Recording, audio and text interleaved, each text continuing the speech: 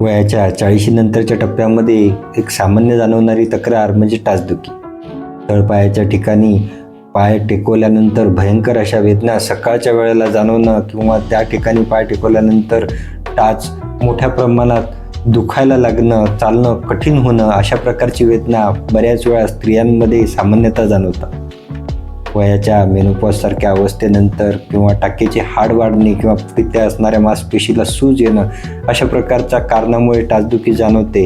या टाचदुखीसाठी बऱ्याच वेळा ऑपरेशनपर्यंतचे पर्यायसुद्धा केले जातात, पण आयुर्वेदात सांगितलेली एक अग्निकर्मासारखी उपचार पद्धती मात्र यामध्ये अतिशय उपयोगी ठरते. अग्निकर्माने याच्यामध्ये कशा पद्धतीने उपयोग होऊ शकतो, कुठल्या कारणाने ही टाचदुखी होते आणि हे टाचदुखी झाल्यानंतर कुठले सामान्य उपचारांनी याच्यामध्ये आराम पडू शकतो, हे जाणून घेऊया आजच्या व्हिडिओच्या माध्यमातून. नमस्कार, मी डॉक्टर विशाल राठोड, आयुर्वेदाचार्य. गेली 17 वर्षे आयुर्वेदाची प्रॅक्टिस मेहकर येथे करतो. वयाच्या 40 नंतर मेटाबॉलिझमचा झालेल्या बदलाचा परिणाम म्हणून, त्याचबरोबर स्त्रियांमध्ये मेनोपॉजसारख्या म्हणजे मासिक पाळी बंद होण्याच्या अवस्थांमध्ये सुद्धा शरीरात कॅल्शियमच्या कमतरतेचा परिणाम आणि त्याचबरोबर हाय हिल्ससारख्या चपलांचा वापर, व्यसनाधीनतेचा परिणाम, दिनचर्येचा बिघडलेला परिणाम किंवा वातरक्तासारखे आजार ज्याच्यामध्ये युरिक ॲसिड वाढतं, अशा सगळ्या प्रकारांमुळे साधारणतः पायाच्या ठिकाणी असणाऱ्या टाकेच्या ठिकाणी तिथल्या मांसपेशीला लोकली सूज येणं म्हणजे प्लॅन्टर फॅसायटिस नावाच्या मांसपेशीला सूज येणं किंवा तिथे असणाऱ्या स्थानिक हाडांची वाढ होणं, ज्याला कॅल्क्युलम स्कोअरसारखे कारणं मानले जातात. आता या कारणाचा परिणाम म्हणून बऱ्याच वेळा सकाळी उठल्यानंतर पाय टेकवताना भयंकर अशा वेदना सतत जाणवायला लागतात. ह्या वेदना इतक्या त्रासदायक ठरतात की बऱ्याच वेळा चालणंसुद्धा दुर्मिळून जातं किंवा चालताना लंगडत चालावं लागतं. याच परिणाम म्हणून बऱ्याच वेळा पेनकिलरचा वापर करून सुद्धा ज्यावेळी आराम पडत नाही त्यावेळी इंजेक्शनसारखे कॅनाकॉटसारखे इंजेक्शनचा पर्यायसुद्धा किंवा शस्त्रक्रियेचा पर्यायसुद्धा वापरला जातो. यासारख्या उपचारांमध्ये किंवा या उपायांचा परिणाम होण्याआधी बऱ्याच वेळा आयुर्वेदात सांगितलेली एक चांगली चिकित्सा पद्धती म्हणजे अग्निकर्म. या अग्निकर्माचा परिणाम म्हणून त्या ठिकाणी असणाऱ्या मांसपेशींच्या ठिकाणी अडकलेला वायू हा मोकळा व्हायला लागतो आणि त्या ठिकाणच्या वेदना कमी व्हायला मदत होतात. या कॅल्क्युलम स्पोअर किंवा प्लॅन्टर फॅसायटिस सारख्या टाचदुखीचा परिणाम हा बऱ्याच वेळा टाळण्यासाठी अग्निकर्म सुरुवातीच्या अवस्थेत अतिशय प्रभावीपणे काम करतात.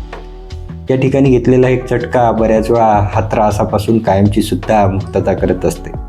वाताचा झालेला अवरोध हा त्यामागचा पॅथॉलॉजिकल कारण जर आयुर्वेदानुसार तिथे दिसत असेल तर मात्र अग्निकर्म येथे उपयोगी ठरतं. त्या व्यतिरिक्त वाताच्या कारणामुळे, वातरक्तासारख्या आजारामुळे किंवा त्याच ठिकाणी वाढणाऱ्या मांसपेशींच्या शोथामुळे असे परिणाम असतील तर त्यांनी स्थानिक उपचारासोबत पोटातून औषधीसुद्धा गरजेच्या ठरतात.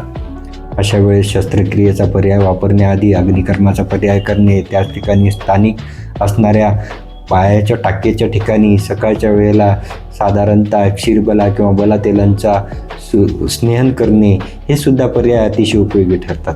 त्या ठिकाणी स्थानिक वाढलेल्या मांसपेशीची सूज ही कमी करण्यासाठी अजमोदादी किंवा ओवा याची पोटली बनवून त्यांनी शेक देणे हा सुद्धा पर्याय उपयोगी ठरतो. तो कसा करायचा याबाबतचा व्हिडिओ याआधी आपल्या चॅनलवर सुद्धा आपण प्रसारित केला आहे. यासारखे उपाय आणि उपचार केल्यानंतर जर हे उपयोग ठरत नसतील तर मात्र शेवटचा पर्याय म्हणून शस्त्रक्रिया वापरायला अडचण नसते. पण सुरुवातीच्या अवस्थेमध्ये अग्निकर्म, नंतर त्या ठिकाणचं असणारं स्थानिक रक्तमोक्षण यासारखे प्रभावी उपाय हे सद्य फलदायी ठरत असतात.